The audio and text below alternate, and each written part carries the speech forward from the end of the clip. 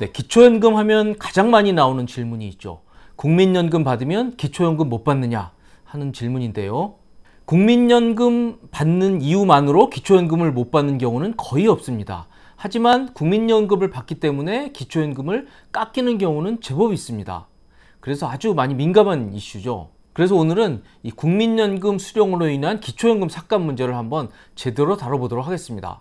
제가 지난번 영상에서 이 기초연금을 받기 위해서 계산해야 될 이 소득인정액이라는 것에 대해서 자세히 설명을 드렸습니다. 그래서 이 소득인정액이 기준점 이하여야 기초연금을 받을 수 있다고 설명을 드렸죠. 그리고 국민연금을 받을 시기가 됐는데 다른 소득이 있으면 국민연금도 5년간 깎입니다. 여기에 대한 소개 영상도 올렸고요. 그런데 어떤 구독자분이 이런 댓글을 달아주셨더라고요. 이래서 수입이 있다는 이유로 국민연금이 깎이는 것도 문제지만 국민연금을 받는다는 이유로 기초연금을 깎는 것도 코미디입니다. 성실하게 국가가 시키는 대로 국민연금을 낸 사람들에게 그걸 얼마 되지도 않는 국민연금 받는다고 기초연금을 깎는다는 게 이치에 맞는 겁니까? 라는 댓글을 남겨주셨더라고요. 바로 국민연금 수령에 따른 기초연금 삭감 문제를 지적을 한 댓글입니다. 저 댓글을 읽으면서 상당히 일리가 있다는 생각을 했습니다. 자, 그럼 우선 제도부터 한번 자세히 알아보도록 하겠습니다. 국민연금을 얼마나 받으면 기초연금이 깎일까요? 자, 우선 복습부터 한번 해보겠습니다.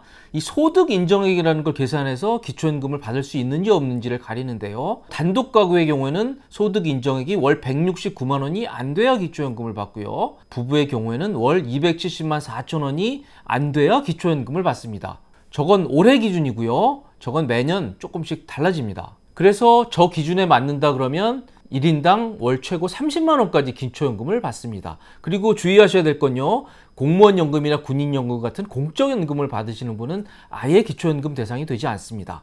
하지만 국민연금을 받으시는 분들은 일단 기초연금 수급 대상자가 됩니다.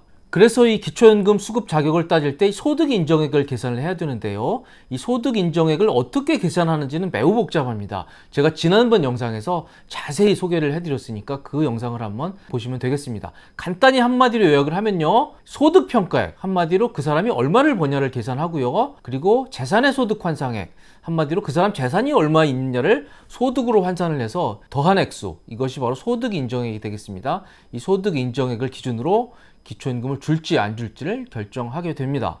자, 그래서 아무튼 저 소득인정액이 기준점 이하일 경우에 기초연금은 받게 됩니다. 월 최고 30만 원을 받게 되는데요. 하지만 일정 소득이 넘어가면 기초연금이 깎이게 됩니다. 그래서 과연 어떤 요소들이 기초연금을 깎게 되는지, 이게 바로 오늘 영상의 주제인데요. 기초연금을 깎는 가장 대표적인 요인은 첫 번째 국민연금이 되겠습니다. 국민연금은 월 얼마 이상 받을 때 기초연금을 깎을까요? 월 45만 원이 되겠습니다. 국민연금을 월 50만 원 받는다고 할 경우에는요. 기초연금을 월 16,670원을 깎게 됩니다. 이게 바로 국민연금 연계 삭감이 되겠습니다. 이 국민연금 수령액에 따른 기초연금 삭감은요. 공식이 굉장히 복잡합니다. 그래서 굳이 거기까지 아실 필요는 없을 것 같고요. 제가 예시를 몇 가지 띄워드리도록 하겠습니다. 자, 국민연금을 60만 원 받으면요. 기초연금 5만 원 깎습니다. 그리고 70만 원 받으면요 8만 원을 좀 넘게 깎고요. 80만 원을 받으면 거의 12만 원 가까이 깎습니다. 그리고 국민연금을 월 90만 원 받으면요 15만 원을 깎습니다. 기초연금이 월 30만 원이거든요. 그런데 국민연금 90만 원을 받게 되면 기초연금은 반토막이 난다고 보시면 되겠습니다. 이렇게 국민연금 수령액에 따른 기초연금 삭감하는 것을 국민연금 연계 삭감이라고 합니다. 그런데 기초연금을 깎는 것은 국민연금만은 아닙니다.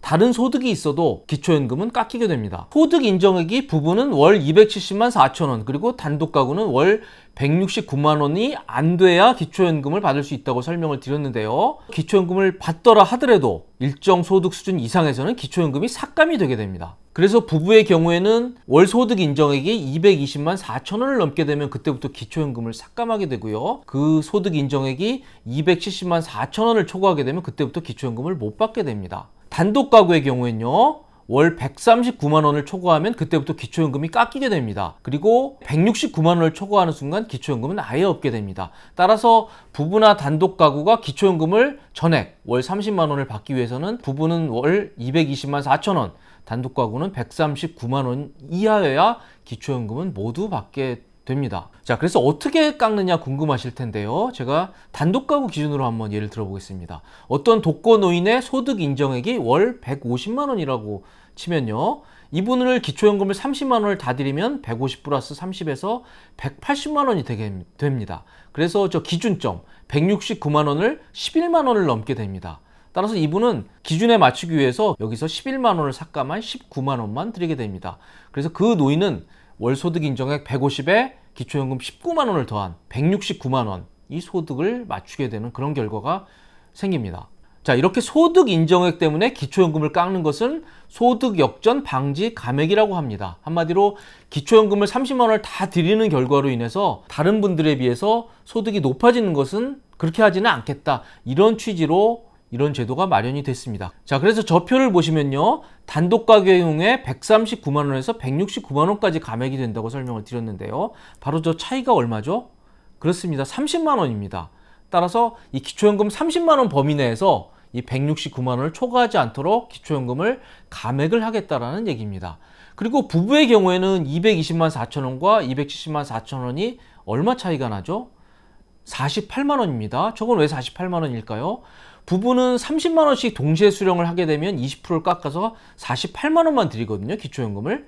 따라서 부부가 받을 수 있는 최고액 48만 원을 이 갭으로 해서 270만 4천 원을 넘는 부분에 대해서는 기초연금을 삭감하겠다, 이런 생각들이 저 표에 녹아 들어가 있습니다. 자, 많은 분들이 이 소득 인정액 때문에 현재 기초연금이 많이 삭감이 되고 있습니다. 그래서 이 소득 인정액이라는 개념이 매우 중요합니다. 기존 영상에서 이 소득 인정액을 어떻게 계산하는지를 자세히 설명을 드렸습니다. 정말 복잡하고 어려운 건데요, 그래도 가장 정확하고 깔끔하게 제가 설명드린 영상이라고 자부합니다. 꼭 한번 다시 한번 보시고요.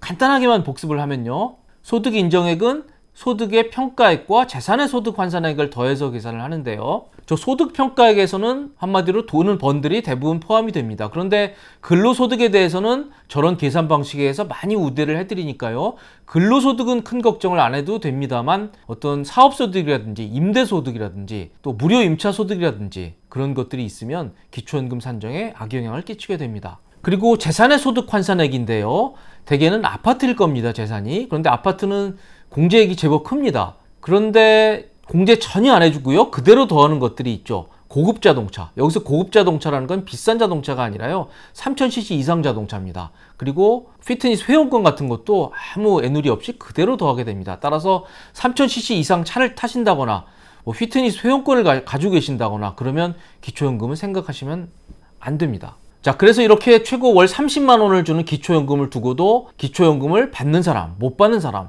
전액 받는 사람, 그리고 일부 삭감되는 사람, 다양한 경우의 수가 발생을 하고 있습니다. 이 기초연금 삭감과 관련해서 두 가지 문제점을 지적할 수 있겠습니다. 우선 가장 많은 분들이 불만을 제기하는 것이 바로 저 1번입니다. 이 국민연금 수령에 따른 기초연금 삭감 때문에 국민연금에 대한 부정적 시각을 초래하고 있다는 지적입니다. 상당히 일리가 있습니다. 국민연금은 의무적으로 가입하는 분들도 계시고요, 또 굳이 가입 안 해도 되지만 임의로 가입하시는 분들도 제법 됩니다. 국가에서도 이 국민연금 임의 가입을 많이 장려를 하고 있죠.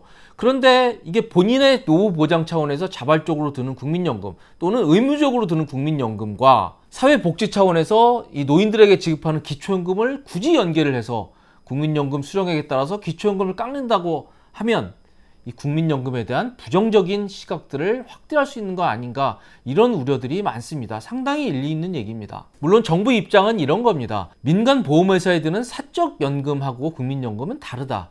공적 재원이 들어가고 있고 사회보장 차원에서 실시하는 거다. 따라서 이 한정된 재원을 바탕으로 한 기초연금을 줄 때 국민연금을 고려하는 것은 이상한 것이 아니다, 이런 설명을 하고 있죠. 그 부분도 어느 정도 이해가 됩니다. 하지만 이 기초연금과 국민연금을 굳이 연계해서 국민연금에 대한 부정적인 시각을 초래할 필요가 있는지 하는 그런 생각은 분명히 드네요. 또 하나, 이 기초연금 산정할 때 제가 설명을 드렸듯이 굉장히 공식이 복잡합니다. 기초연금을 받을 수 있는지 없는지도 굉장히 불분명하고요. 그리고 과연 다 받을 수 있는지, 깎이는지, 깎인다면 얼마나 깎이는지 이 계산하기가 참 쉽지 않습니다. 한마디로 자신의 노후소득 보장액을 예측하기가 어렵다는 겁니다. 본인이 노후에 연금을 어느 정도 받을지가 나와야 이 노후 설계가 가능한데요. 기초연금 계산하기가 정말 복잡합니다. 자, 오늘 영상에서는 이 기초연금 감액 문제, 특히 국민연금 수정에 따른 기초연금 감액 문제를 자세히 한번 알아봤습니다. 오늘 제가 두 가지 문제점에 대해서 지적을 드렸는데요. 앞으로 차제 이 국민연금과 기초연금 개선 문제를 논의할 때 이런 문제점들도 충분히 고려해 주셨으면 하는 생각이 드네요.